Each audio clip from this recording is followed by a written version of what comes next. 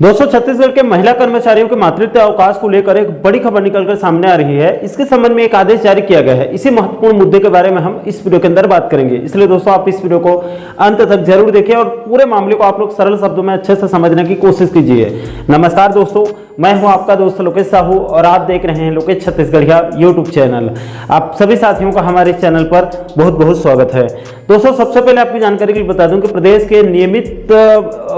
विभागों में जो महिला कर्मचारी काम कर रहे हैं, नियमित महिला कर्मचारियों को जो लोग रेगुलर हैं उनको तो पहले से ही मातृत्व अवकाश यानी कि डिलीवरी होने के समय और उसके बाद आराम करने और अपने बच्चों की शुरुआती देखभाल के लिए कुछ महीनों का अवकाश दिया जा रहा है, जिसको मातृत्व अवकाश कहते हैं। हालांकि दोस्तों, इस मातृत्व अवकाश का लाभ प्रदेश के कई अलग अलग विभागों और संवर्ग की संविदा, प्लेसमेंट और अलग अलग एजेंसी में काम करने वाले महिला कर्मचारियों को इस मातृत्व अवकाश का बराबर लाभ नहीं दिया जा रहा है, जिसकी मांग लंबे समय से किया जा रहा था।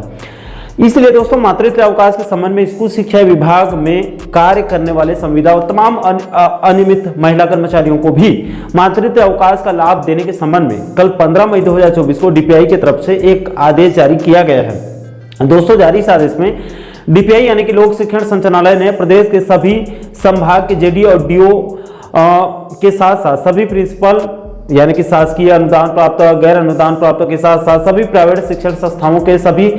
प्रिंसिपल को महिला कर्मचारियों को मातृत्व अवकाश देने के संबंध में निर्देश दिया गया है। दोस्तों, इस आदेश को इन संदर्भित पत्रों के माध्यम से जारी किया गया है, उसको भी आपको आगे एक एक करके बताने वाला हूं। दोस्तों, इस आदेश में डीपीआई ने साफ साफ कहा है कि संदर्भित पत्र 11 सितंबर 2017 में ये स्पष्ट किया गया है कि शासन के नियंत्रण में अधीन सभी कार्यालयों और संस्थाओं में काम कर रहे महिला कर्मचारियों को, चाहे वो सीधे नियोजन यानी कि एम्प्लॉयड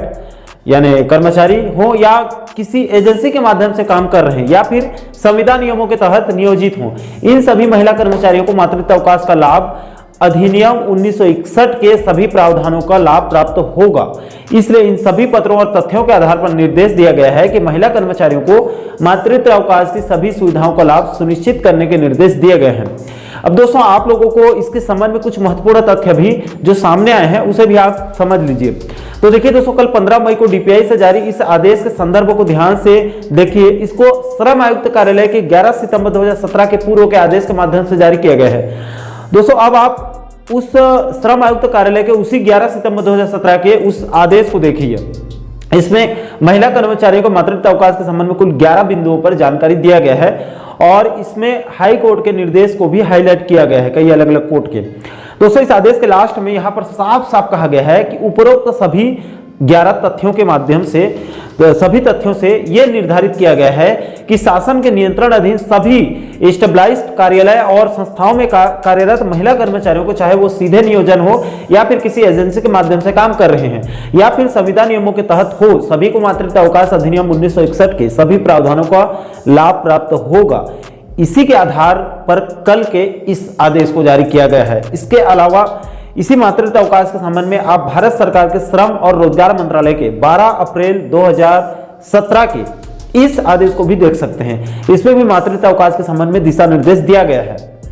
इसके अलावा दोस्तों, इसी मातृत्व अवकाश के संबंध में भारत सरकार के द्वारा 28 मार्च 2017 को ministry of labour and justice department के द्वारा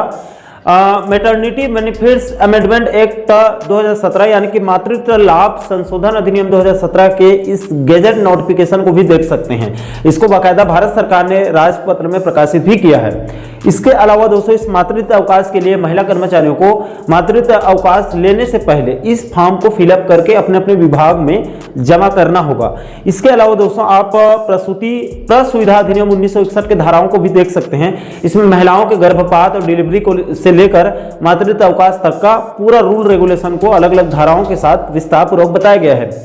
दोस्तों, इसको एक एक करके बताने लगा तो वीडियो कई घंटों का लंबा हो जाएगा, इसलिए इस मातृत्व अवकाश के संबंध में जारी आदेश और दिशा निर्देशों का जो पूरा पीडीएफ है, टोटल 21 पेज का है, उसको हमारे टेलीग्राम चैनल पर बकायदा अपलोड कर देंगे। आप चाहें तो आप वहां से डाउनलोड करके बारीकी से आप। इसके अलावा दोस्तों, अंत में आप लोगों को इस संबंध में एक और महत्वपूर्ण जानकारी दे दूं कि साथियों, मैंने इस संबंध में आज सुबह इस वीडियो को रिकॉर्ड करने से पहले अनियमित कर्मचारी संगठन के कुछ वरिष्ठ पदाधिकारियों और जानकारों से बात किया तो उन्होंने बताया कि मातृत्व अवकाश का लाभ प्रदेश के नियमित महिला कर्मचारियों को मिल रहा है, साथ ही साथ कुछ कुछ विभागों में अनियमित महिला कर्मचारियों को भी मिल रहा है, लेकिन इसका लाभ अलग अलग एजेंसी और ठेका और संविदा पर काम कर रहे महिला कर्मचारियों को बराबर मातृत्व अवकाश का लाभ सभी को नहीं मिल पा रहा है। इसलिए कल जो आदेश जारी किया गया है उसके बाद अब स्कूल शिक्षा विभाग में सभी नियमित और अनियमित महिला कर्मचारियों को अब मातृत्व अवकाश का लाभ मिलेगा, क्योंकि यह आदेश डीपीआई से जारी किए गए हैं। इसलिए दोस्तों आप लोगों से निवेदन है कि अगर आप एक महिला कर्मचारी हैं या फिर आपके घर में कोई महिला कर्मचारी कोई भी विभाग में, चाहे वो नियमित हो चाहे फिर अनियमित या ठेका या फिर और संविदा वगैरह हो, उसमें काम क्यों ना कर रही हो, अगर आप लोगों को मातृत्व अवकाश का लाभ नहीं मिल पा रहा है तो आप नीचे कमेंट बॉक्स में अपनी जानकारी को अपने नाम और विभाग के साथ कमेंट बॉक्स में आप लोग जरूर बताइएगा, ताकि आप लोगों की जानकारी को, डेटा को हम कलेक्ट करके अनियमित कर्मचारी संगठन के नेताओं तक भेज सके। क्योंकि कल जो डीपीआई से आदेश जारी किया गया है उसके माध्यम से बाकी सभी विभागों में पत्र लिखने की तैयारी चल रही है, क्योंकि एक विभाग में दिया जा रहा है तो इसका लाभ धीरे धीरे सभी विभागों में दिया जाएगा।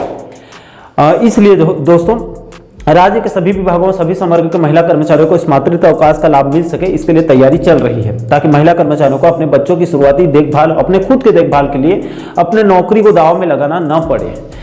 और सभी पात्र महिला कर्मचारियों को इस मातृत्व अवकाश का बराबर जो है वो लाभ मिल सके। इसलिए आप लोग अपनी जानकारी को नीचे कमेंट बॉक्स में जरूर साझा कीजिएगा।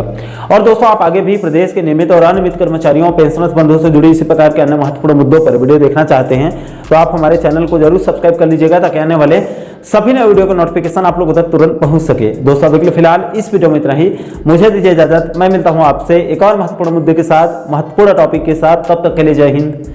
जय छत्तीसगढ़।